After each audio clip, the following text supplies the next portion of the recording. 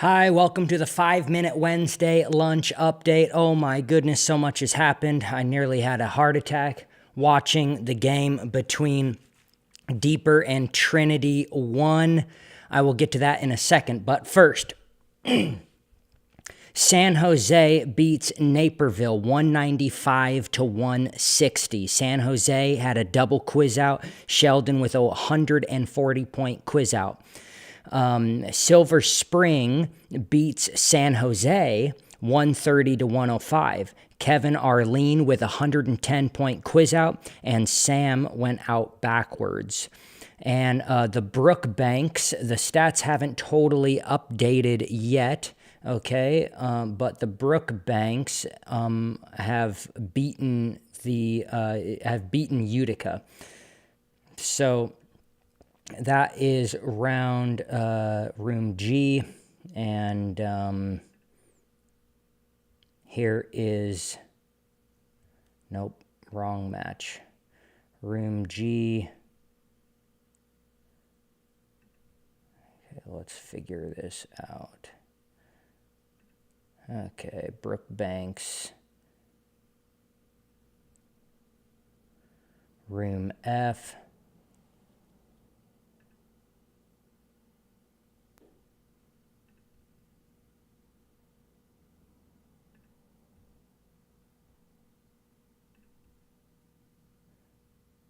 Not having the labels. Here we go. Brookbanks versus Utica, 25 to 280.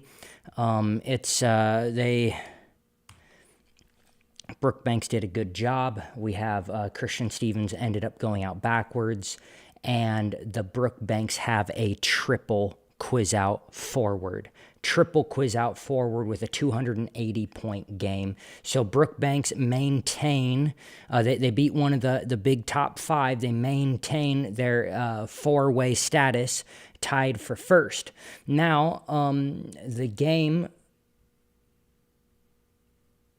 between Deeper Church beats Trinity One in room C, 180 to 125. Deeper had a double quiz out. Camden quizzes out with 120 points. So, room C.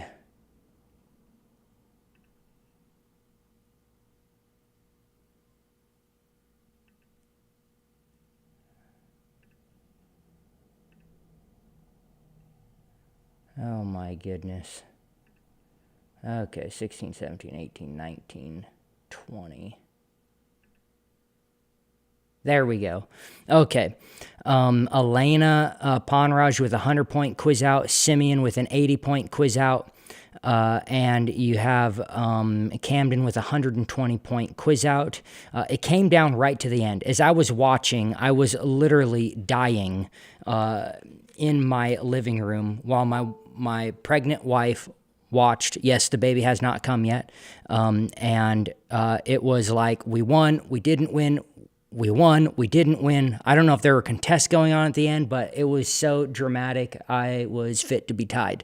So, other updates, okay, so we have Sheldon with a 123-point average. He is now 400 points or 350 points ahead of Rachel Brookbanks. Rachel is pulled into second place there without the last match added, which she had a good last match as we just saw.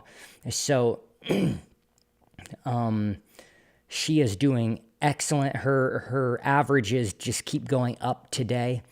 Sam with 108. They are neck and neck. They're going to be duking it out for second place spot. But I think Sheldon has the first individual quizzer locked in. Now, Sheldon will be, I think, with the sixth highest national average. Right now, he's nestled in between Peter Brown in 2000 and let me grab my stats here. Okay, so Kent Piacene with a 152 average in 99. Abby Rogers is second highest average with a 137.8 in 2013. David Dorey, 136.5 in 2004. John Galliers, 132.6.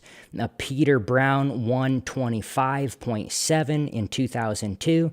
He was my teammate, and before he moved to Orange Hills. And then Michael Pearson at 120.6. So Sheldon is looking like he will nestle in at the sixth highest individual score per player. Abby has several tournaments within the 120, 130 range, but I'm just counting her top one. But sixth highest quizzer ever, or average ever, at nationals for the individual high first place score. So on the 10-point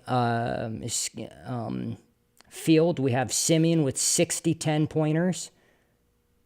Okay.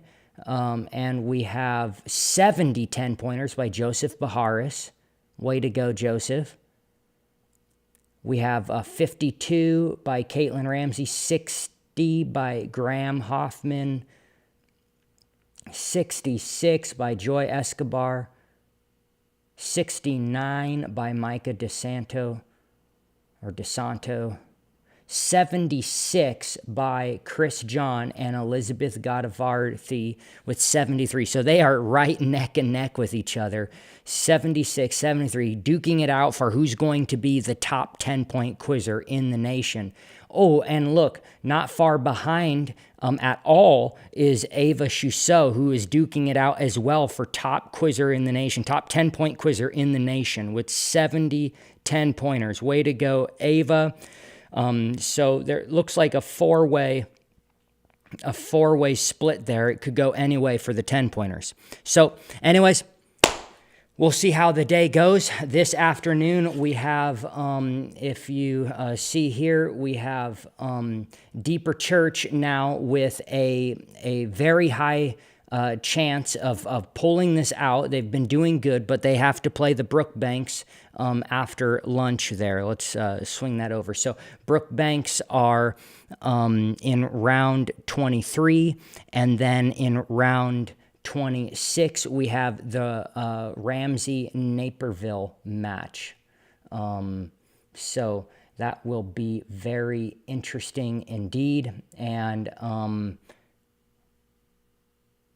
then Deeper Church plays the Brookbanks in that round. So basically what's going to happen is if Deeper Church can beat the Brookbanks, or if Brookbanks can beat Deeper, then we're going to have only 3 teams tied for first. By the end of the day, only 3 teams. If Naperville beats the Ramseys, then there will be as little as a 2-way tie for first place by the end of today. Could be 3, could be 2, but someone on the 4-way tie will get knocked off by the end of today.